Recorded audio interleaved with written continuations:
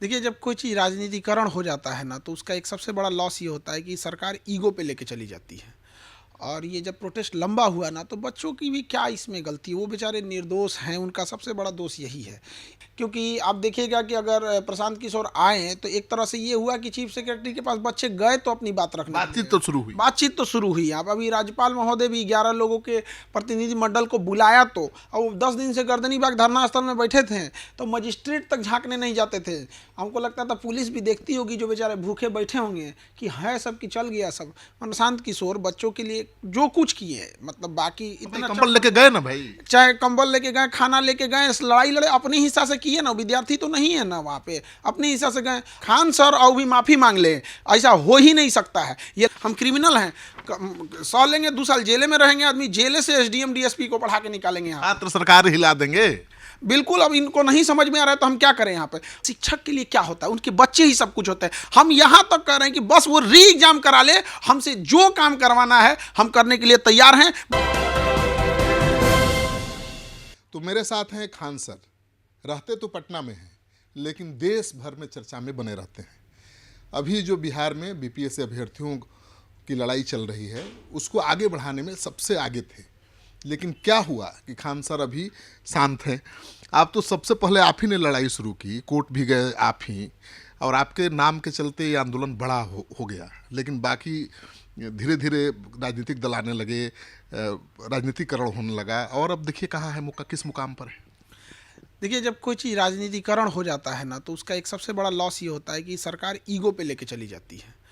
और ये जब प्रोटेस्ट लंबा हुआ ना, तो बच्चों की भी क्या इसमें गलती है? वो बेचारे निर्दोष हैं, उनका सबसे बड़ा दोष यही है। एक गांव से आए हैं, उतना संसाधन नहीं है, पैसे का अभाव है, वो जहाँ बैठे हैं, तो कोई अगर पॉलिटिकल आ भी गया तो उसको वो भगा तो नहीं सकते हैं, नहीं कहेंगे कि आप चले जाइए यहाँ पर। लेकिन वो बच्चे मासूम होते हैं, उन्हें लगता है कोई मेरा साथ दिया है तो हम मेरे लिए बहुत अच्छा होगा यहाँ पर। तो कहीं ना कहीं इसमें गवर्नमेंट की लेट लतीफ़ी भी जिम्मेदार है। अगर वो देर तक बैठे रह गए तो किसके भरोसे में बैठेंगे? तो हम लोग का जो कर्तव्य बनता है, हम लोग ने नैतिक समर्थन दिया वहाँ पर। लेकिन बच्चों का जो है ओवरऑल इतने लंबे समय से ठंड में अगर वो प्रोटेस्ट कर रहे हैं, तो सरकार को एक बार ज़रूर इस पर देखना चाहिए। तो आप कोर्ट भी गए सबसे पहले। हम 16 दिसंबर को, 13 दिसंबर को परीक्षा हुई, और जैसे जैसे हमारे पास बच्चों ने बताना चालू किया कि यहाँ ये समस्याएं हैं, तो हम उसके जस्ट 3 दिन के बाद, यानी मंडे को हम 16 दिसंबर को कोर्ट में पहुंच गए थे यहाँ पे। तो मंडे ट्यूसडे तक हम कोर्ट में पहुंच गए वहाँ।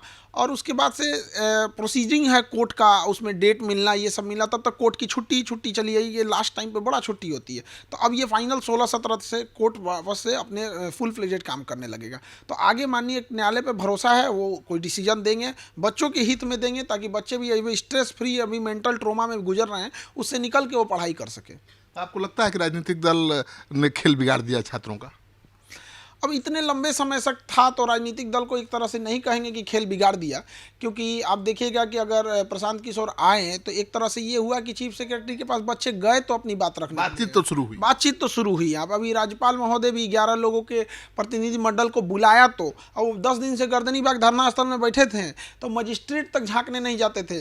हमको लगता था पुलिस भी देखती होगी, जो बेचारे भूखे बैठे होंगे कि है सब कि चल गया सब। वरना पुलिस को क्या जाता है कि बच्चे हैं, गरीब के घर के बच्चे हैं, अब भूख हड़ताल पे बैठे हैं, वो इंतजार में था कि कहीं कोनो बीमार उमार पड़े तो उठा के यहाँ से डाल देंगे यहाँ पे। उसके बाद पुलिस को क्या जाता है, कह देगा हमने ऐसा कुछ नहीं किया था। आप धरना स्थल पर भी जाते थे, सत्याग्रह स्थल पर, तो माहौल पूरा बनता था, लगता था कि भाई अब दबाव बनेगा सरकार पर। अचानक आपने जाना क्यों छोड़ दिया?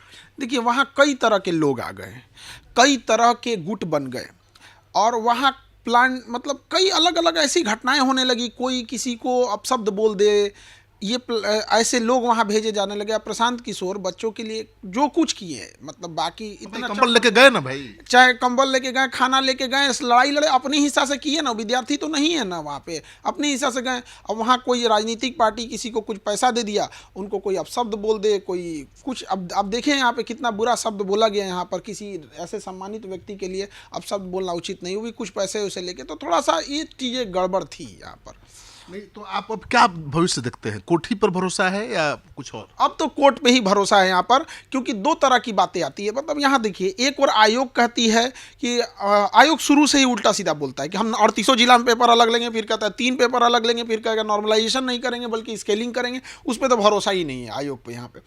अब एक और सरकार में बैठे लोग कहते हैं कि आयोग एक ऑटोनोमस है, हम उस पर हस्तक्षेप नहीं कर सकते हैं।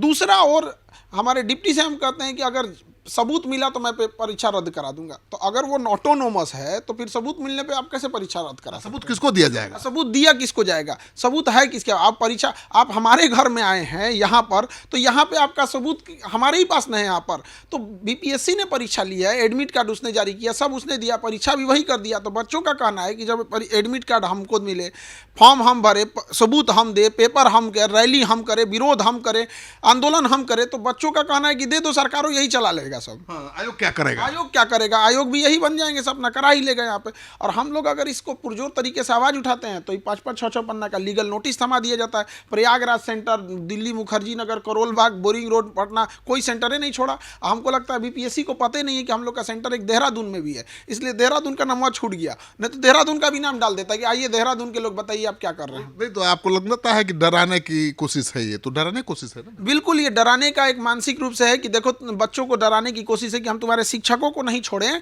तो तुमको कहाँ से छोड़ेंगे। लेकिन ये बिहार है, क्रांति की धरती रही है, बहुत गलत जगह वो लोग कर रहे हैं यहाँ पर। और अगर जांच हो जाए इस पर ईमानदारी से, सीबीआई जांच, हम इसलिए कहते हैं ना कि पहले हम खुद को कहते हैं कि हमारे ही से शुरू करो ताकि उन लोग को बचने का बहाना ना मिले। हम कहते हैं नार्को टेस्ट, पोलियोग्राफिक टेस्ट, अगर हम कहेंगे ना कि आयोग में बैठे लोग अपना कराओ तो फटाक से उंगली उठाएंगे, पहले आप कराओ। इसलिए हम पहले ही कहते हैं, जैसे होली में पहले खुदे रंग लगा ले तो आपको तो लगाइबे करेंगे हम रंग यहाँ पर, इसलिए हम कहते हैं कि पहले हमारा ही करा लो, जांच हमसे शुरू करो, फिर शुरू कर दीजिए। हम कैसे हम शान से कह रहे हैं कि हमको पता है, तुम हमारा अकाउंट से लेके अब फोन डिटेल और जितना जांच करना है करा लो, मीडिया के सामने नार्को टेस्ट, पोलियोग्राफिक टेस्ट करा लो, हमारा करा के संतुष्टि हो जाएगी। जो इतना पन्ना का लीगल नोटिस भेज दिए कि हमने गलत आरोप लगाया, पता चल जाएगा कि हम गलत है कि नहीं। इसके बाद बैठ के आप लोग के सामने, अध्यक्ष के सामने, सचिव का जब नार्को टेस्ट और पोलियोग्राफिक कराया जाएगा, सीबीआई जांच होगी ना, सारा दूध का दूध पानी का पानी हो जाएगा। तब हर बच्चे को न्याय मिलेगा।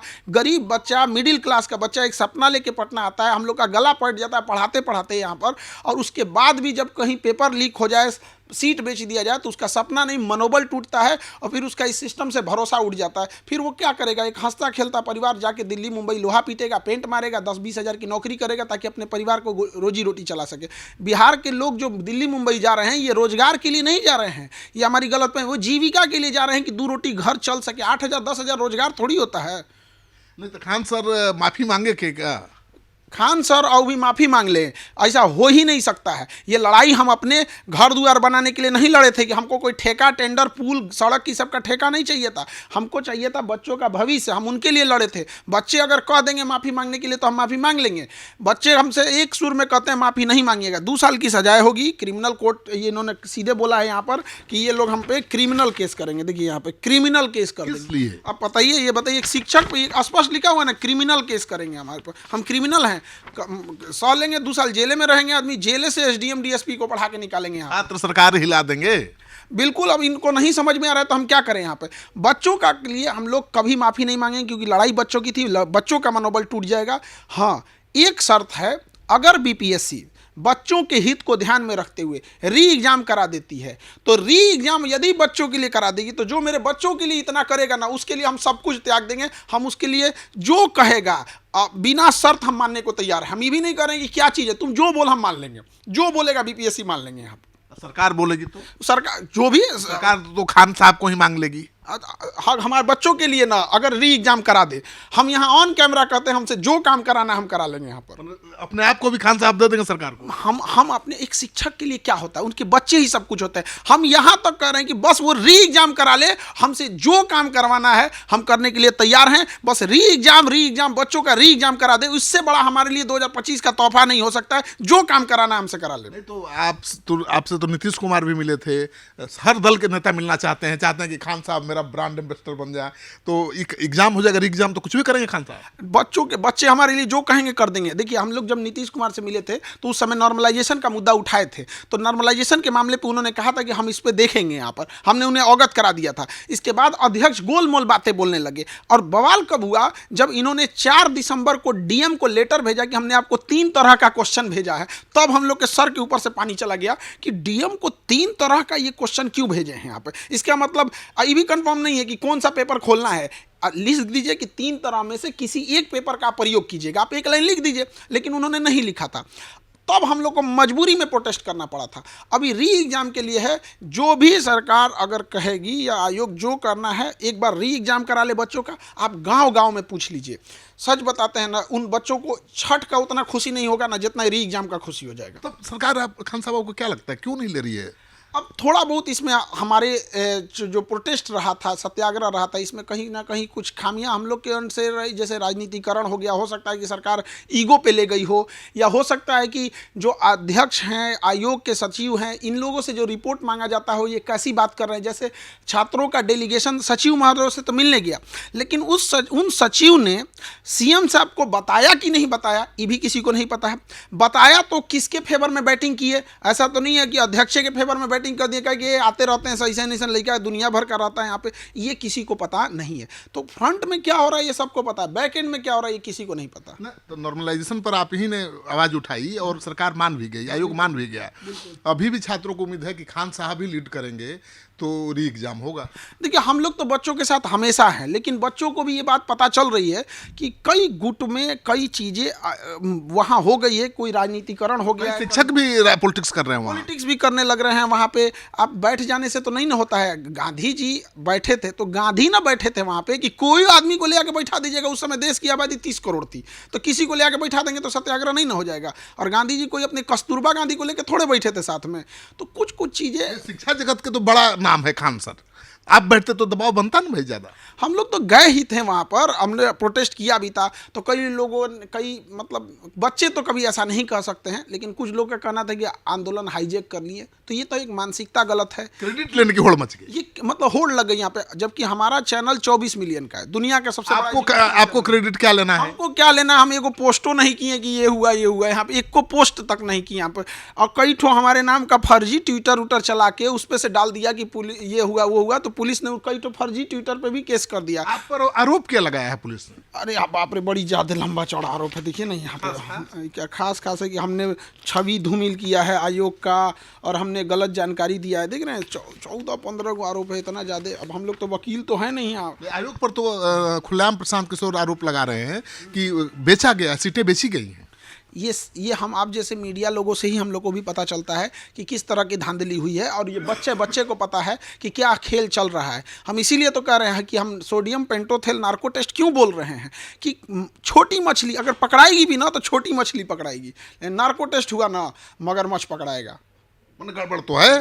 पीएमसीएच में लोग इलाज करने जाते हैं, वहाँ से पेपर लीक हुआ। अभी 2 दिन पहले का खबर है, जला हुआ नोट मिला है, पिछले साल को ओएमआर सीट मिला है, यूनिवर्सिटी की इंटरनल पेपर लीक हो गए हैं सब यहाँ पे। अब आप कल्पना कर रहे हैं कि पीएमसीएच अस्पताल है, वहाँ बैठ के पेपर लीक। 10 लाख का नोट जला हुआ 10 लाख का नोट मिला है। तो कितनी बड़ी जिसका 10 लाख का नोट जल गया, सोचिए उसके पास कितना पैसे होंगे यहाँ पे। और कहीं ना कहीं इसमें भी संलिप्तता किसकी है किसकी नहीं, इसकी पूरी बेहतरीन ढंग से जांच होनी चाहिए। तो जांच होनी चाहिए। बिल्कुल बिल्कुल। खान साहब मानते हैं कि सीबीआई जांच हो तभी दूध का दूध होगा। बिल्कुल, सीबीआई जांच हो, सबके अकाउंट डिटेल जांच हो कि इसमें क्या है, क्योंकि आरोप लगाने से तो कुछ नहीं हो जाता है। यहाँ पे जांच करके बच्चों के सामने प्रस्तुत किया जाए, और बच्चों का री एग्जाम मांग कहीं से गलत नहीं है। अच्छा, 2-3 पॉइंट बता दीजिए क्यों आप चाहते हैं री एग्जाम।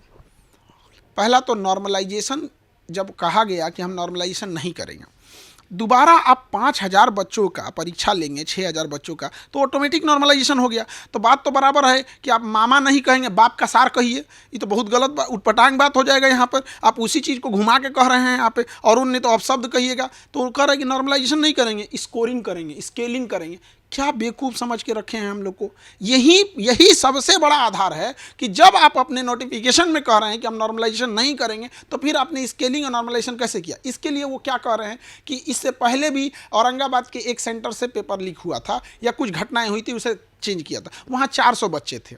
आप ऐसे समझिए कि सब्जी में 1 चम्मच नमक बढ़ जाना एडजस्टेबल होता है, 1 किलो नमक बढ़ जाना एडजस्टेबल नहीं होता है यहाँ पे। तो औरंगाबाद में जो ये पिछला एग्जाम्पल दे रहे हैं, वहाँ महज 400 बच्चे थे, और यहाँ ये 6000 बच्चे हैं। अब ऐसे लोग हैं जिन्हें 400 और 6000 में अंतर समझ में नहीं आ रहा है। 10 गुना से ज़्यादा का अंतर है, 12 गुना का अंतर है। तो वहाँ स्केलिंग नहीं कर सकते हैं। इंटेंशन तो गलत दिख रहा है साहब, सबको दिख रहा है, लेकिन बात यह है कि हम आयोग का ये सोच है कि पूरी दुनिया गलत है, वही एक सही है। नहीं, ये सोच है कि अपनी गलती छिपाने के लिए। बिल्कुल गलती, कोई कहेगा कि हमसे गलती हुई है, वो भी छुपा रहा है। इस भ्रष्टाचार का खेल है, पूरा खेल है। इसकी जांच जब तक सीबीआई तक जाने ही नहीं देंगे सब ये लोग, इतने बड़े बड़े ये लोग बैठे हुए हैं, सीबीआई जांच खिलवाड़ तो होती नहीं है यहाँ पे, लेकिन ये लोग जाने ही नहीं देंगे। अगर जांच चली जाए तो सब दूध का दूध पानी का पानी हो जाए। खान सर आगे रहते तो अब तक सीबीआई जांच भी हो जाती। हम लोग तो हैं ही उनके लिए, लेकिन वहाँ इतना गुट बन चुका है, कौन किस पार्टी का है, कौन क्या मानसिकता का है, कौन क्या है। हम लोग वहाँ गए थे तो छात्र कुछ ऐसे किसी पार्टी के छात्र नेता आ गए थे, वो कह रहे थे कि हम अपने से करा लेंगे। तो हम कहे ठीक है भाई, तो हमारे लिए खुशी है कि छात्र अपने से करा लेंगे। तब प्रशांत किशोर की भूमिका आप कैसे देखते हैं आप? अभी तक तो बच्चों के लिए ही लड़ रहे हैं, इसमें वो उनकी अपनी पदयात्रा को छोड़ के लड़ रहे हैं। तो बच्चों के लिए जो लड़ रहा है उनके लिए बच्चे समर्थन उनका तहे दिल से स्वागत कर बच्चों रहे के लिए जो कह रहे हैं कि लड़ रहे हैं, खुद आपस में ही लड़ रहे हैं। पप्पू यादव लगातार प्रशांत किशोर पर निशाना साध रहे हैं, ये कौन सी लड़ाई हुई? देखिए, जब राजनीतिकरण हो जाता है ना तो मुद्दे भटक जाते हैं, ये बच्चों को भी समझना पड़ेगा। जैसे कल तक अगर छात्र और विद्यार्थी बोल रहे थे तो बात ये हो रही थी कि री एग्जाम क्या है, बीपीएससी में क्या हुआ है। लेकिन अब क्या हो रहा है कि पप्पू यादव क्या बोले, बीजेपी क्या बोली, आरजेडी क्या बोली, जदयू क्या बोली, प्रशांत किशोर क्या बोले, ये हो रहा है। बीपीएससी क्या बोला, री एग्जाम क्या हुआ, बच्चा भूख हड़ताल पे हो गए 8 दिन 10 दिन, बच्चे जो 7 बच्चे भूख हड़ताल पे बैठे थे उसका कोई नाम भी नहीं जान रहा है। आखिरी सवाल खान साहब, प्रशांत किशोर के आगे आने से एक बात साफ दिखाई दे रही है कि दो धड़े में राजनीति बट गई है। एक तरफ सारे दल चाहे पक्ष विपक्ष एक साथ नजर आ रहे हैं, प्रशांत किशोर अलग थलग। अब ये राजनीतिक चीज़ें हैं, हम लोग तो राजनीति के लिए, अब हमको इतना तो राजनीति में हम क्या ही बताएंगे। हम लोग का तो उद्देश्य यही है कि कोई भी हो, पक्ष हो या विपक्ष हो, आपके लड़ने से न लड़ने से, आरोप प्रत्यारोप से क्या फ़ायदा होने वाला है बच्चों का, आप ये बताइए ना। यहाँ पर चाहे तेजस्वी यादव जी हैं, उनसे भी कहते हैं कि आप गए तो कम से कम वहाँ गए तो अब और मजबूती से तो बतिया रखिए कि री एग्जाम हो जाए, नहीं तो लोग ये भी तो कहेंगे कि आप भी आए तो नहीं हुआ। उनके पास तो 100 विधायक थे गठबंधन के। बिल्कुल हैं वहाँ पे। तो अब ये तो पॉलिटिकल चीज़ें हो जाएंगी, विधायक के लेवल की चीज़ें, ये तो खुद ही कर सकते हैं। लेकिन गवर्नमेंट को भी थोड़ा सा इसमें फ्लेक्सिबल रूप अपनाना चाहिए, क्योंकि चुनावी वर्ष है, बच्चों के साथ इतना जिद पे नहीं करना चाहिए। चुनाव में तो बहुत महंगा पड़ सकता है। अब ये तो आप लोग ज़्यादा विशेषज्ञ हैं इस चीज़ों के चुनाव वगैरह के, लेकिन हम तो इतना कहते हैं कि बच्चों के अंदर थोड़ा सा गुस्सा है, लेकिन अगर री एग्जाम हो जाएगा ना तो गुस्सा कब प्रेम में बदल जाएगा बच्चों का ना। हम बच्चों को दिन रात हम लोग पढ़ाते हैं, क्लासे में रहते हैं, हम समझते हैं उसकी थोड़ी सी आपसे नाराजगी है, थोड़ा गुस्सा है, किससे करेगा। जैसे री एग्जाम होगा ना, वो देखते देखते गुस्सा कब प्रेम में बदल जाएगा ये सरकार को भी नहीं पता है। तो सरकार को लग रहा है ना कि बच्चे ये गुस्सा है तो गुस्सा में ही बांधे रहेंगे, ऐसा नहीं है। सरकार इस चीज़ से जागी है, वो कब प्रेम में बदल जाएगा किसी को नहीं पता। तो खान सर साफ संकेत दे रहे हैं कि सरकार अगर छात्रों के गुस्से को खत्म करना चाहती है तो केवल री एग्जाम करा ले, ये गुस्सा प्रेम में बदलते देर नहीं लगेगा। और चुनाव में जब छात्रों का साथ मिल जाए, शिक्षकों का साथ मिल जाए, तो भला कौन उसे हरा सकता है।